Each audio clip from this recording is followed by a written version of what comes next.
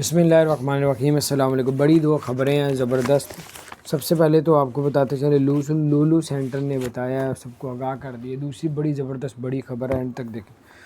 Lulu centre ने कहा है कि अगर कोई शख्स लूलू सेंटर की वेबसाइट से आपको कोई भी सामान का कहे कि आपको भिजवा देंगे, तो ये झूठ वेबसाइट है, सब फ्रॉड हो रहा है। लूलू सेंटर का ये ऑफिशियली चैनल नहीं है।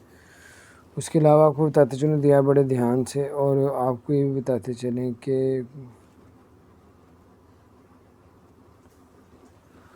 फिर आपको ये भी बताते चलें कि यूनियन मार्केट जो है दुबई में, उन्होंने 65% डिस्काउंट करने का ऐलान किया है 15 जुलाई से लेकर 28 जुलाई तक। ये बड़ी ज़बरदस्त अपडेट्स हैं, और जो लोग इकट्ठा सामान लेके आते हैं उनके लिए अच्छा सुनहरी मौका है।